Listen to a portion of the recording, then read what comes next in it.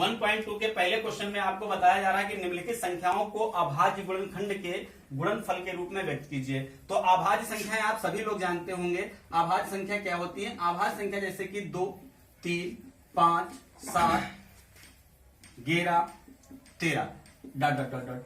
अभाज्य संख्या वो संख्या होती है जो स्वयं के अलावा दूसरी संख्या से ना कटे, एक बार के अलावा दूसरी संख्या से ना कटे, जो स्वयं से कर सके। तो इन अभाज्य संख्याओं के गुणनफल के रूप में आपको लिखना है। तो इनको किस तरीके से लिखेंगे? जैसे कि पहला क्वेश्चन आपका 140 दिया गया। तो 140 का आपको सीधे सीधे अगर फैक्टर नहीं आता है तो तुरंत आप लासा विधि को उठा लें, 2 से काटें तो 70 हो जाएगा, 2 से काटें 35 हो जाएगा, और अब ये आपका 5 से कटेगा, 5 सत्ते 35 हो जाएगा। ये आपके अभाज्य गुणनखंड निकले। तो इनको अब आप आसानी से लिख सकते हैं। अब इसको और छोटा करना है तो 2 देखिए, 2 बार आपको मिला तो 2 की पावर 2 हो जाएगी और इंटू 5 हो जाएगा और 7 हो जाएगा। बस आपको यही करना है। इस तरीके से समस्त सवालों को आप आसानी से कर सकते हैं। तरीके से आप 156 का कर सकते हैं, 3825 का कर सकते हैं। जैसे कि इसमें एक बड़ी संख्या का है, जैसे 5005 है, इसको हम किस तरीके से लगाते हैं देखिएगा। क्वेश्चन नंबर आपका 4, 5005। तो 5005 भी बिल्कुल सिंपल है। कैसे सिंपल है देखिएगा। 5005 को आप आसानी से काट लीजिए। आप ध्यान से देखिएगा, 5 से कटेगा। जब 5 से कटेगा तो यहां कुछ करना ही नहीं था। अब कितने से कटेगा? अब आपने 5 से नहीं काटना है। 5 के आगे कौन सी अभाज्य संख्या हो सकती है? 7। तो 7 से देख लेते हैं एक बार काट के। 7 के साथ यहाँ 3 बच जाएगा, यहाँ 30 हो जाएगा, 7 चौक 28 हो जाएगा, 7 त्रिक 21 यानी कट गया। अब आप 7 के आगे बढ़ जाइए, 11 से काट सकते हैं। 11 1 के 11, 11 3 33, और फिर आप 13 से काट दीजिए। ये आपके आसानी से अभाज्य गुणनखंड आ गए। तो अब आप लिख सकते हैं अभाज्य गुणनखंड, अभाज्य गुणनखंड इक्वल टू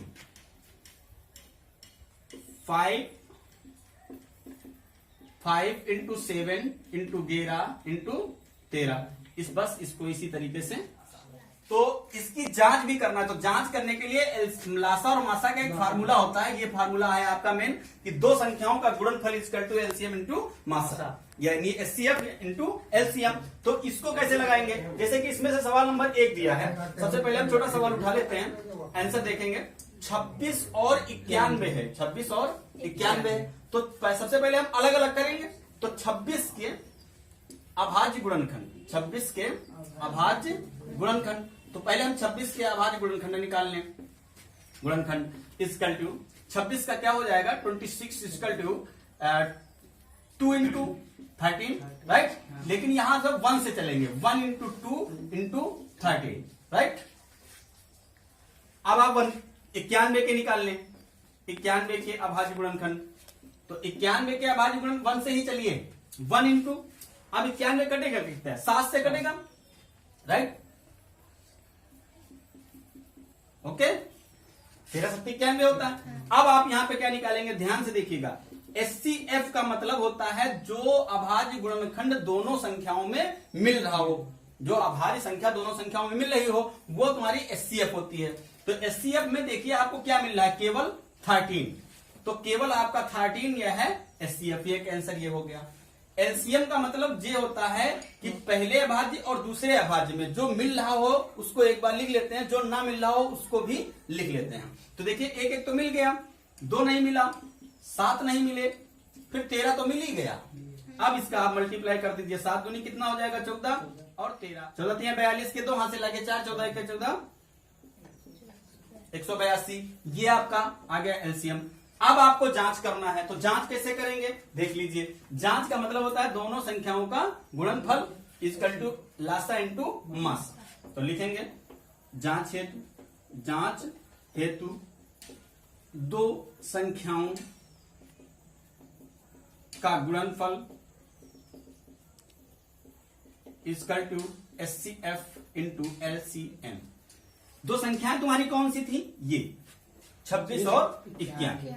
26 और इंटू 91 इक्वल टू एचसीएफ क्या था भैया? 13 और एलसीएम क्या था? 182। अब 26 और 91 को तुरंत मल्टीप्लाई कर दीजिए।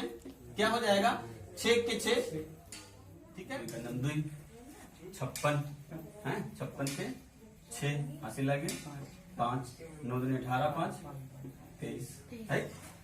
तो मल्टीप्लाई कर दीजिए, 13 दूनी 26 का 6, 13 अट्ठी 104, 106, 10 हासिल आ जाएंगे, 13 के 13, 10 23, यानी इसका भी मल्टीप्लाई करने पे क्या प्राप्त हो जाएगा 23 66।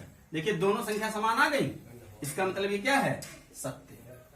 ओके, ये आपका आवाज गुणनखंड विधि से एचसीएफ और एलसीएम ज्ञात कीजिए। जैसा कि अभी मैंने जस्ट आपको 2 नंबर क्वेश्चन में बताया, तो जैसे कि यहां से एक क्वेश्चन उठा लेते हैं, पहला 12, 15 और 21। तो सबसे पहले इस अभाज्य गुणनखंड कर लेंगे। क्या कर लेंगे, अभाज्य गुणनखंड करने पर तो 12 को लिएंगे। 12 के फैक्टर आप जानते हैं 1 इंटू 2 इंटू 2 इंटू 3। यदि आपको करने में असुविधा जाए तो 12 को इस तरीके से आप लिख लेंगे और काट देंगे, ठीक है। यहां से फिर आप फैक्टर यहां रख सकते हैं। इसी तरीके से 15 को उठा लेंगे 1 इंटू 3 इंटू 5, राइट। 21 को उठा लेंगे 1 इंटू 3 इंटू 7। अब आपको यहां पर निकालना क्या है एचसीएफ। तो एचसीएफ इक्वल टू हमने आपको बताया एचसीएफ क्या होता है, जो तीनों में अभाज्य संख्या मिल रही हो। तो पहले तो 1 हो गई, दूसरे में देखिए केवल 3 मिल रही है, राइट। केवल 3 संख्या जो है तीनों में मिल रही है।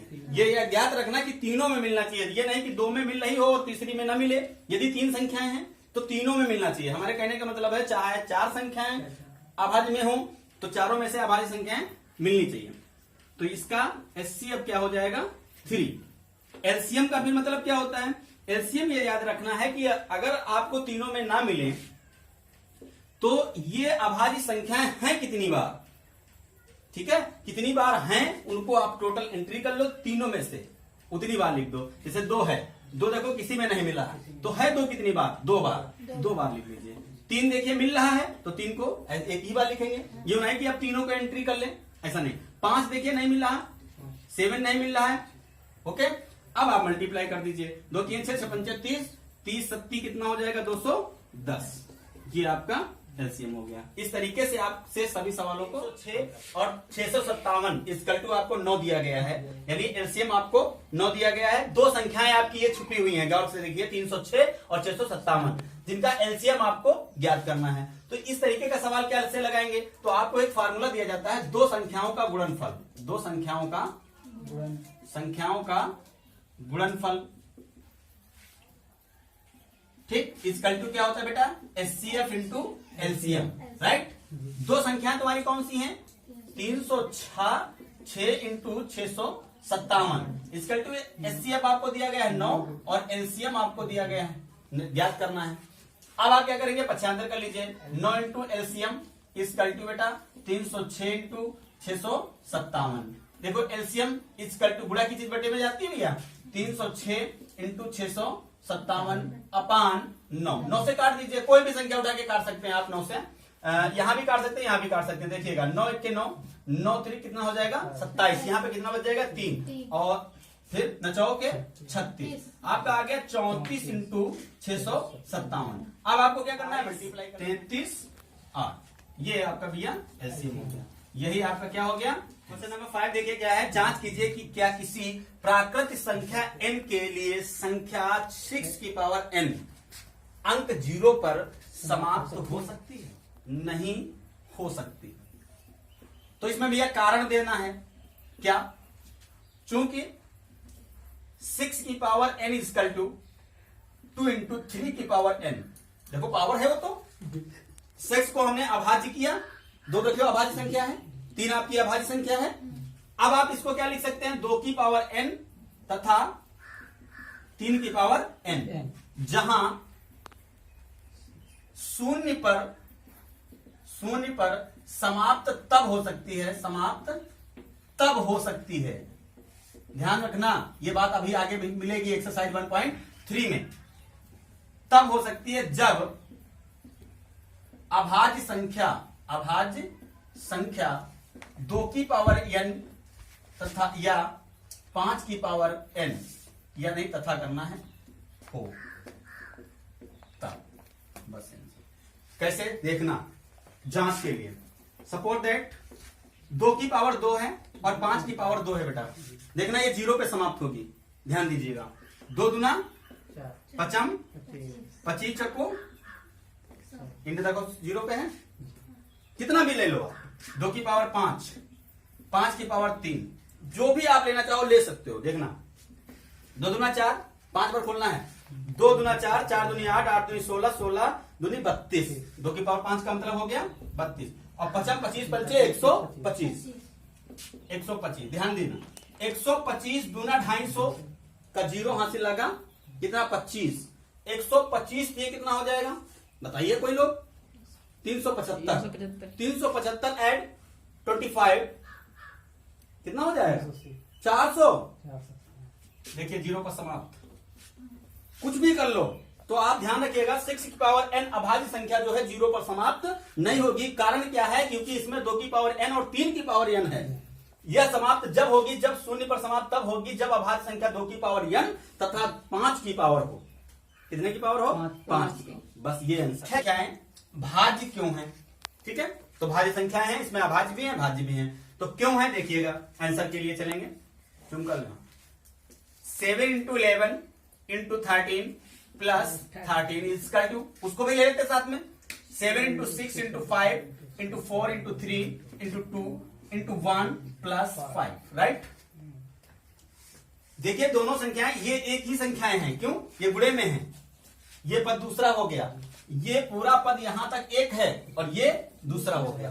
अब आप देखिए इसमें से क्या कॉमन मिल रहा है, देखो इसमें से 13 कॉमन मिल रहा है, राइट है। तो 13 को आप कॉमन ले लीजिएगा तो क्या बच जाएगा 7 इंटू 11 और प्लस का 1, 13 तो ऐसे चला जाएगा, ये भी 13 ऐसे चला जाएगा, तो यहां पर कुछ रह जाएगा 1, यहां भी 1 जाएगा, लेकिन 1 को मल्टीप्लाई में नहीं लिख रहे हैं।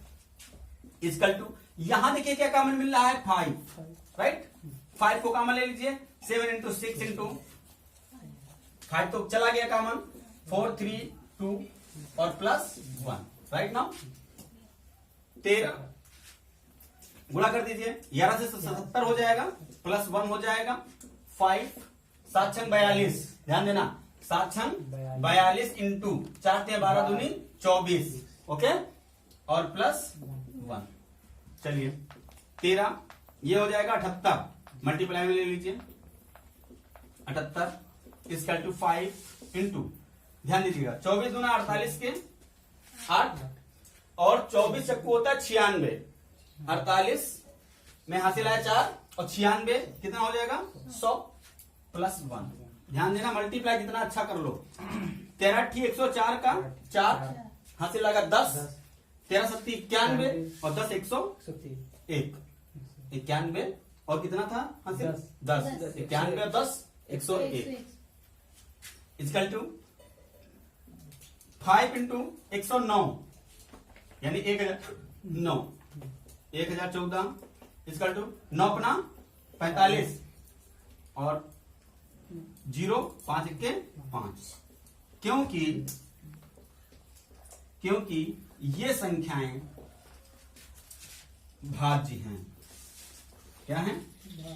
सवाल को क्या करना है, इसमें एलसीएम निकाल देना है। क्या निकाल देना है? एलसीएम। ठीक है, लासा निकालना है नहीं, तो कैसे करेंगे 18 इसका 2 इंटू, ध्यान देना 9, 3 इंटू 3 तो 6 छत्ती है 12 को ले लीजिए, 2 इंटू 2 इंटू 3, ओके।